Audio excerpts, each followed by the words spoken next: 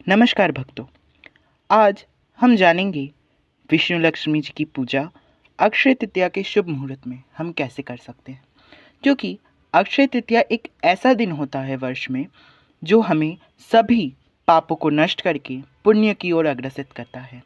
इस दिन जो भी हम ध्यान जप पुण्य करते हैं उसका कभी ना क्षय होने वाला फल हमें प्राप्त होता है। मान्यता है कि इसी दिन धन्वंतरी जी अमृत कलश को लेकर प्रकट हुए थे, इसलिए इस दिन अमृत कलश की भी पूजा की जाती है। भगवान श्री हरि विष्णु के साथ लक्ष्मी जी की पूजा करने से इस दिन हमें अत्यंत शुभ फलों की प्राप्ति होती है। इस दिन जो भी भगवान श्री हरि विष्णु के साथ लक्ष्मी जी की पूजा करता है उनके जीवन में हमेशा सुख शांति बनी रहती है।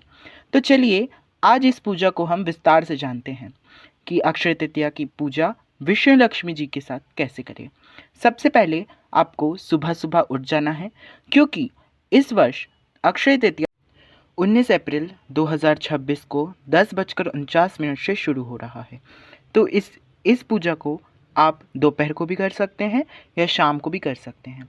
सर्वप्रथम आप थोड़े से गेहूं या धान या चावल के आसन में भगवान श्री हरि विष्णु तथा लक्ष्मी की संयुक्त फोटो स्थापित करें। इसके बाद थोड़े से पात्र में गेहूं, जौ या चावल आप लेकर कलश स्थापना करें। कलश के कंठ पर धागा बांधें और इसके अंदर जल भरें। जल आप शुद्ध भर सकते हैं, उसके साथ आप गंगा जल भी मिश्रित कर सकते हैं। इसके अंदर थोड़ा सा मिठास भरा जाता है, तो आप इस मिठास को भी डाल सकते हैं। आप चीनी या बताशे या रामदाने भी डाल सकते हैं। इसके ऊपर हम एक खरबूजा रखेंगे जिससे कि हमारा अमृत कलश बन जाए।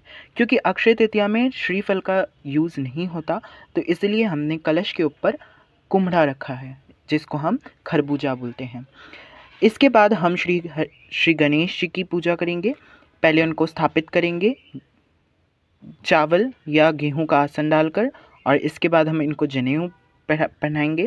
इसके बाद आप इस अमृत कलश का क्या करेंगे वो मैं आपको वीडियो के एंड में बताऊंगा, लेकिन उससे पहले भगवान जी की पूजा देख लेते हैं सिंपल तरीके से। इसके बाद हम दीपक को साक्षी मनाएंगे। तो दीपक जो है आप मिट्टी का भी ले सकते हैं या कोई धातु का भी ले सकते हैं, लेकिन स्टील का दीपक ना यूज़ करें। आप यहाँ पर कांसा या पीतल का यूज़ कर सकते हैं। इसके ऊपर मैंने अभी तो घी से जलाया है, आप चाहे तो आप तिल से भी यूज़ कर सकते हैं पूजा में। इसके बाद आप धूप प्रज्वलन कर लीजिए, ये थोड़ा एटमॉस्फेयर को अच्छा बना देगा आपको पूजा के लिए। इसके बाद जो धूप दीप हमारा प्रज्वलन हो गया है वो हमारी पूजा का साक्षी है, तो इसे अब हिलाना नहीं है। आप थोड़े से अक्षत या गेहूं या धान का आसन देकर उस पूरा सेटअप को रेडी करें। इसके बाद हम सबको तिलक लगाएंगे। माता लक्ष्मी को रोली का तिलक, भगवान गणेश को रोली का तिलक और हल्दी का तिलक, और भगवान श्री हरि विष्णु को चंदन का तिलक। इस दिन चंदन यात्रा भी शुरू होती है, उसका मैं आपको डिटेल्ड वीडियो अपने चैनल में डाल दूंगा। इसी वीडियो के बाद आएगा वो वीडियो, तो देखना ना भूलिएगा। क्योंकि चंदन हमें शीतलता प्रदान करता है। और जो वैशाख का मास होता है, इसके बाद आषाढ़, फिर आता है सावन। तो इस मास में बहुत सारी गर्मी होते हैं, ग्रीष्म ऋतु होते हैं, इसीलिए इस चंदन यात्रा को 21 दिन तक टाना जाता है और फिर उसके बाद भगवान श्री हरि विष्णु को चंदन सेवा दी जाती है। मूलतः यह इस्कॉन के बड़े बड़े मंदिरों में होता है। फिर हम लक्ष्मी कारक वस्तुएं रखेंगे, जैसे हल्दी की गांठ, कौड़ी, कमलगट्ठा, सुपारी, गोमती चक्र, कौड़ी, इट्सेट्रा इट्सेट्रा। उसके बाद हम भगवान श्री हरि विष्णु के प्रतीक शंख को रख देंगे। यदि आपके पास शालिग्राम है तो आप शालिग्राम के साथ लक्ष्मी और गणेश जी की भी पूजा कर सकते हैं, इसमें कोई भी प्रॉब्लम नहीं है। फिर आप फूल अर्पित कीजिए भगवान श्री हरि विष्णु को। तुलसी पत्र और एक पीला फूल अगर आपके पास अवेलेबल है तो आप चढ़ा सकते हैं ठाकुर जी को, या गणपति जी को आप धूर्वा और पीला कोई फूल चढ़ाए, या जवा कुसुम का भी चलेगा।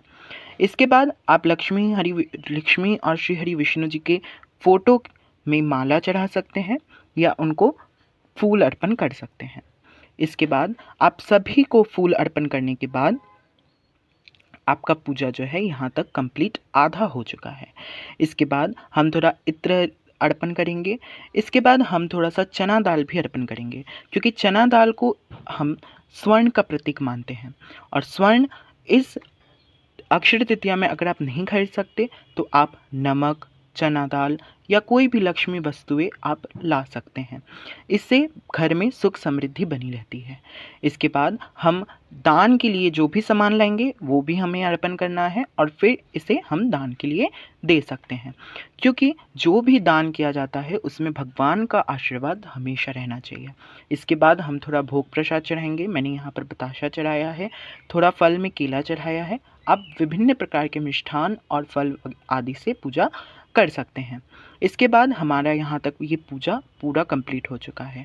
अब हम हाथ जोड़ के भगवान से प्रार्थना करेंगे कि कुछ भी हमें अगर कुछ भी गलती हो चुकी है इस पूजा में तो हमें कृपया कर क्षमा करें ठाकुर जी, हम आपके दास हैं और आप हमारे स्वामी। इसके बाद हम फूल लेकर हाथ में प्रार्थना करेंगे और कथा सुनेंगे। इस दिन अक्षय तृतीया कथा ज़रूर सुनना चाहिए। और इसके बाद हम अपनी सामर्थ्य अनुसार दक्षिणा अर्पित करेंगे, क्योंकि दक्षिणा अर्पित करने से जो भी पूजा में कम ज़्यादा हो चुका हो उसकी हमें क्षमा मिलती है। इसके बाद हम आरती कर लेंगे। भगवान श्री हरि विष्णु का आप आरती कर सकते हैं, क्योंकि लक्ष्मी जी की आरती बहुत जगह नहीं हुई जाती है, क्योंकि लक्ष्मी जी मानी जाती है चंचल और इसलिए भगवान लक्ष्मी की आरती नहीं की जाती। भगवान श्री हरि विष्णु का आप आरती कर सकते हैं, भगवान श्री हरि गणेश का आरती कर सकते हैं। इसके बाद आपको इस अमृत कलश का क्या करना है, इसके ऊपर जो कुम्हड़ा है या आप पूरा का पूरा अमृत कलश दान कर सकते हैं। यहाँ पर मिट्टी का कलश यूज़ होता है, लेकिन मैंने यहाँ पर तांबा का यूज़ करके आपको बताया है, आप मिट्टी का ही यूज़ कीजिए। इसके बाद हम जो भी भगवान जी की जो भी परमानेंट चीज़ें हैं उन्हें हम उठा देंगे अपने मंदिर में, क्योंकि परमानेंट चीज़ों का कभी विसर्जन नहीं होता। इसके बाद जो भी दान की सामग्री है वो सब आप दे सकते हैं। तो यही थी आज हमारी वीडियो। अगर आपको अच्छी लगी हो तो कृपया कर हमारे चैनल को सब्सक्राइब कीजिए और इस वीडियो को लाइक कीजिए। हरे कृष्णा।